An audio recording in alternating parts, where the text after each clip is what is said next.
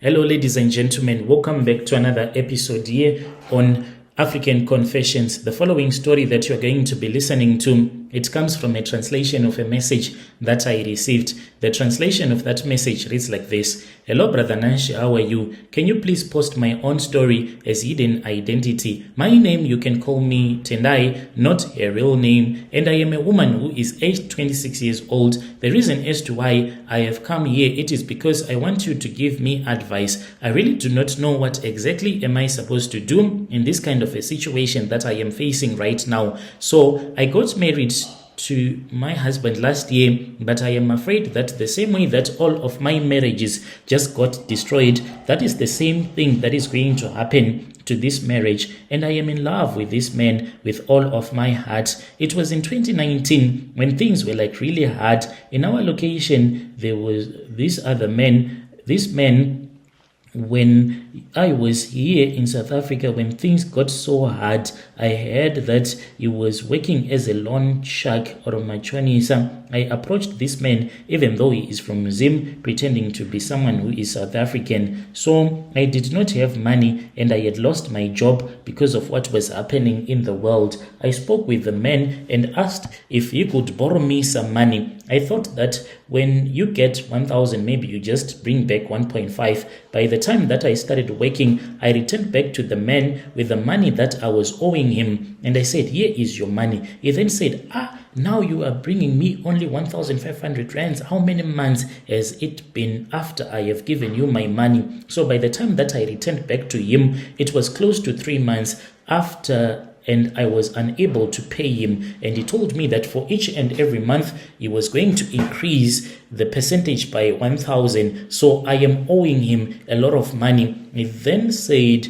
we can sort out, we can have a deal, you and me. You can give me a little bit each and every month. I know that things are not okay for everyone right now, so I am understanding. He gave me a little bit of interest each and every month, and he said that you are going to finish it off. But Brother Nashi, I have been paying this man 1.5 and 500 rands interest on top each and every month. That was the life that I was living until I said, I cannot do this anymore. Unfortunately, this man, he also comes from Zim. He then started attacking me. This was before I had moved to another province. This man, he forced to sleep with me this other month after I had begged him and I told him that I did not have enough money. He said, I am coming to your house, and he came to the place where I was renting. He slept with me throughout the night and he said that was the interest. So it was too painful for me. I ran away to another province, and then when I started staying in another province, the man, he then called me and he said, I know that you are in this such and such a place and you still owe me a lot of money. And I said, I don't know what else to do because I have seen that I am now more like a slave to you. I keep on paying you and you keep on increasing the interest each and every month. So how am I supposed to pay you off when I have to pay such a huge interest on a monthly basis? He said, it is fine. We are going to see. You will come back to me. Otherwise, you're going to lose your mind. So, Brother Nashi, that was what happened. I kept on working in that province. When I was working there, this man, he was dealing with other powerful traditional healer. He even confessed to me the time that he was sleeping with me, and he said, don't you know that anyone that comes to borrow money from me, I give that person money, but with the money that I would have given the person, there will be some cursed money. In my case, he said that when I gave you that money, I also gave you 150 rands. This was cursed money that he keeps in his other clay pot. And if anyone doesn't want to pay him back, he can speak with the tokology that is inside that clay pot that can make you to start running mad and can make your life to become so much difficult, so much that you'll be depending on him. So when I was in that province, he threatened me and he said, I want you to bring me back my money, and then I said, I am not going to do that. I would rather go to the police and get myself deported than to give you my body and my money. He then said, you are going to suffer. and you will suffer.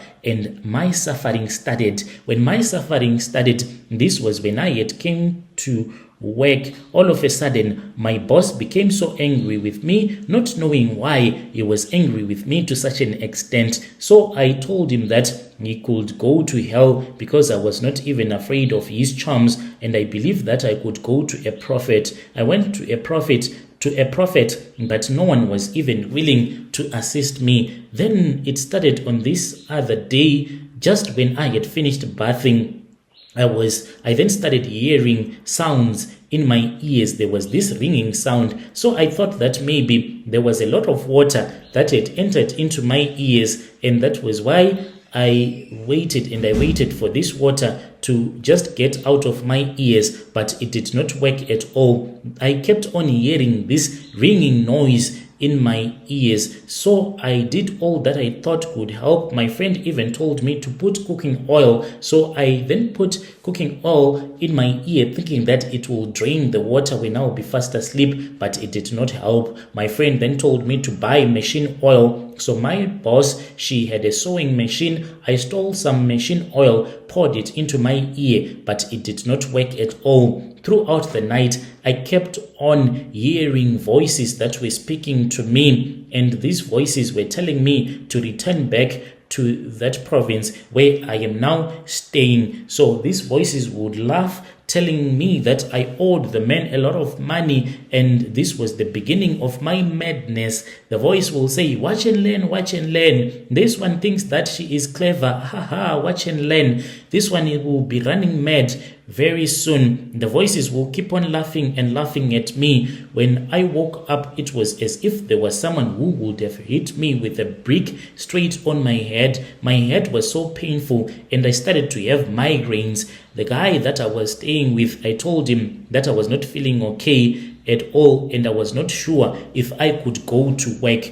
On that day, he said, it is fine, you can rest. He then went to work, and he had said, how about you go to the clinic? I said, I am scared to go to the clinic since I did not have a passport then. I was scared that I might get caught. I just remained in bed. It was somewhere around 10 a.m. and I said, okay, if it keeps on getting like this, the way that I was really in pain, I thought that I was going to die. I said, it is better that I go to the clinic. If I get arrested, at least I would have survived than for me to die. My head was so painful. I was feeling dizzy. The moment that I got out of the house, you should feel sorry for people that are running mad, because the vision that you will be seeing of the world, you will be living in your own world, seeing people that are not there, seeing things that are not there. It will be like the whole world will be a hallucination in a different kind of a way. When I got outside, like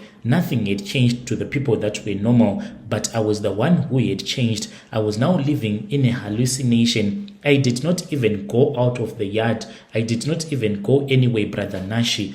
When I went out, I thought that I was walking out of the yard, but I kept on walking and walking around the yard, thinking that I was walking, going to the clinic. When I arrived at the clinic, people were watching me. Those that knew me, that were staying in that same yard, they said, this woman is running mad. She is now losing her mind.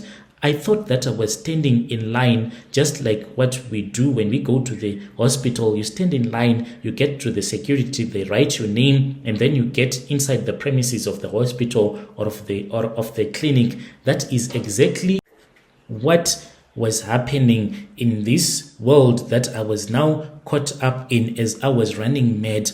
I was even speaking with the security, telling the security my name, that I did not even have a passport. The man, I said, he is very gentle. He has let me inside the premises when I don't have proper documentation. But I was just talking to myself. People were just looking at me. Neighbors called neighbors. People came and saw that this woman is running mad. In that hallucination, I then saw myself walking inside the clinic. I then sat down with the other people as we were busy pushing the queue. But in reality, what I had done was that I had taken this other bucket, thinking that it was a chair. Then I sat on that bucket, and then I'll be moving that bucket from one place to another until I had arrived at the nurse's office, but I was still at home, people just looking at me. I spoke with the nurse and I told the nurse that this is what had happened. She gave me some pills. I grabbed some soil and I just ate the soil and took some water and I drank, thinking that there were some pills, but nothing was happening in reality. People were seeing that this woman is running mad. By the time that I returned back home, they had already called the man that I was staying with. The man then told me that he could not stay with me anymore. He said, return back home. The man chased me away. And the landlord also started complaining because I became violent and I broke 2 of her windows. And the landlord said, you have to move out.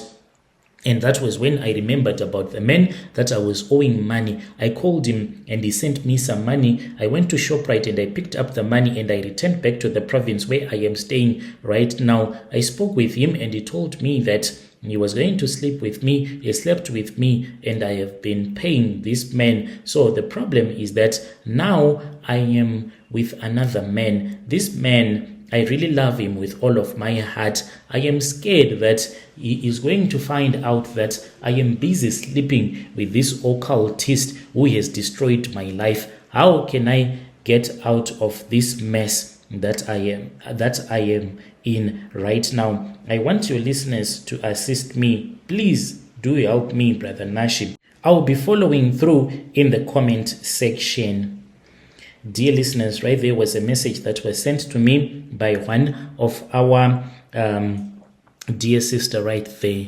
What a sad story, what a sad story. Please let us try to speak with her in the comment section. Strange things indeed, they do happen in this world. Have you ever borrowed money from a loan shark? If you have ever borrowed money from a loan shark, can you please come with your own story so that you can share with me your own side of the story as to what happened? I'll be waiting for you. You can use our WhatsApp number. Let us meet again in the following episode.